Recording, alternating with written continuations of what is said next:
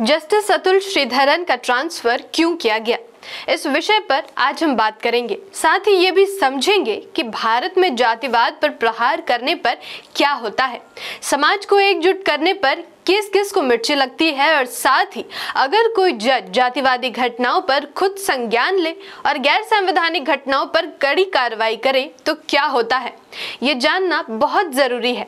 आइए आज के इस वीडियो में हम जानते हैं कि कैसे जब संवैधानिक पद पर बैठा हुआ व्यक्ति अपनी पावर का सही इस्तेमाल करता है तो उसके साथ क्या होता है। मैं आकृति और आप देख रहे हैं MNT न्यूज नेटवर्क।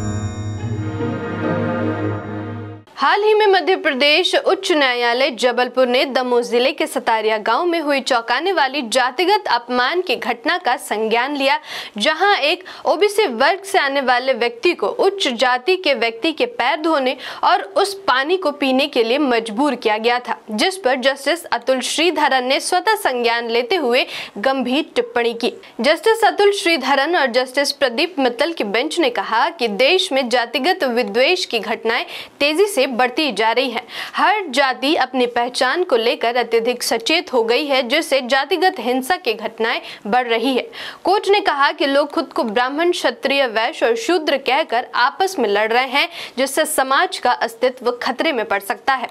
बताते चलें कि अदालत ने इसे गहरा जातिगत भेदभाव और मानवीय गरिमा पर गंभीर हमला करार दिया। न्यायाधीश अतुल श्रीधरन और प्रदीप मित्तल की पीठ ने दमोह पुलिस को मंदिर परिसर में किए गए अपराधों के लिए भारतीय न्याय संहिता BNS की धारा 351 और 133 तथा धारा 196(2) के तहत कड़े आरोप जोड़ने का निर्देश दिया। साथ ही उन्होंने वायरल वीडियो में दिखाई दे रहे सभी लोगों के खिलाफ राष्ट्रीय सुरक्षा कानून यानी से लगाने के भी आदेश दिए, जिसके बाद ही शुरू हुआ सिलसिला ट्रांसफर का।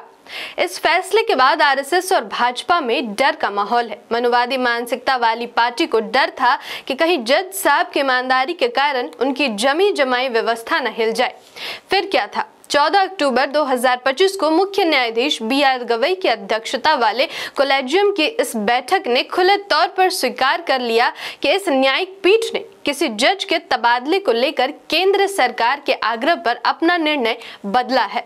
बुधवार को जारी एक आधिकारिक बयान में इस कोलेजियम ने बताया कि मध्य प्रदेश हाई कोर्ट के जस्टिस अतुल श्रीधरन के तबादले पर पुनर्विचार करते हुए उन्हें छत्तीसगढ़ के बजाय इलाहाबाद हाई कोर्ट भेजने की सिफारिश की गई है।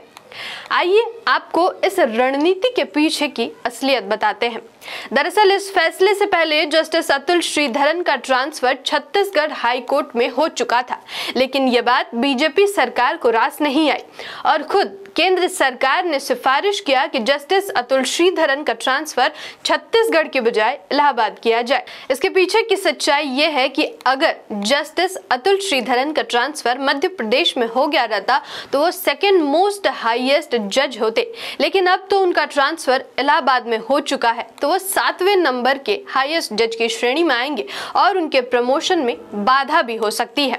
मतलब आप जरा सोचिए कि एक तरफ खुद पिछड़ा वर्ग से आने वाला CM मोहन यादव ने इस घटना पर कोई कार्रवाई नहीं की, और दूसरी तरफ अगर जस्टिस अतुल श्रीधरन की अध्यक्षता वाली पीठ ने स्वतः इस मामले पर संज्ञान लिया और अपराधियों पर सख्त कार्रवाई का फैसला सुनाया, तो इन भाजपाइयों को कैसे मिर्ची लग गई। आपको बता दें कि बीजेपी और कांग्रेस RSS के चरण कमल से निकली हुई ही पार्टी है, जो भले ही अलग दिखे लेकिन इनके मानसिकता बिल्कुल मिलती जुलती है।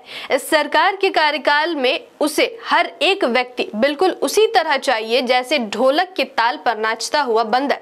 आपको वो घटना तो याद ही होगा जब CJI चंद्रचूड़ के घर गणपति में हमारे प्रधानमंत्री ने खुद सम्मिलित होकर उनके घर खाना भी खाया था। शायद आप समझ गए होंगे कि यहाँ ढोलक कौन बजा रहा है और बंदर कौन है, मतलब कौन नाच रहा है। जस्टिस BR गवई पर जूता फेंकने पर प्रधानमंत्री मोदी ने कहा कि भारत के मुख्य न्यायाधीश न्यायमूर्ति BR गवई जी से बात की। आज सुप्रीम कोर्ट परिसर में उन पर हुए हमले से हर भारतीय क्षुब्ध है। हमारे समाज में ऐसे निंदनीय कृत्यों के लिए कोई जगह नहीं है, यह अत्यंत निंदनीय है। जिसके बाद ही एक और वीडियो सामने आया जिसमें अजीत भारती नाम का एक व्यक्ति, जो खुद को एक पत्रकार कहता है, इसने राकेश किशोरी की तारीफ की और यह भी कहा कि CJI गवई को सरेआम मारना चाहिए। आप वो ट्वीट देखिए। इस ट्वीट के बाद इस व्यक्ति के खिलाफ एफआईआर दर्ज हुई और इसे जेल भी भेजा गया।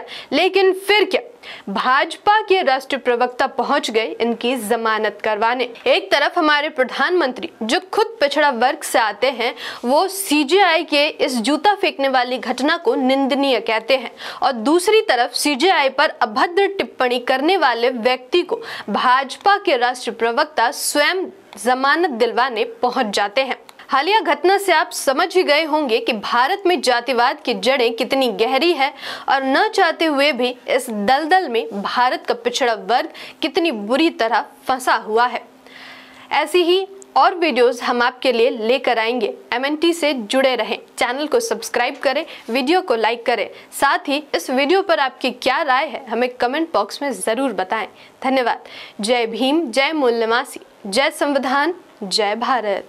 MNT न्यूज नेटवर्क को सब्सक्राइब करें, लाइक और फॉलो करना ना भूलें। साथ ही बेल आइकॉन दबाकर जन जागृति की मुहिम में जुड़े रहें।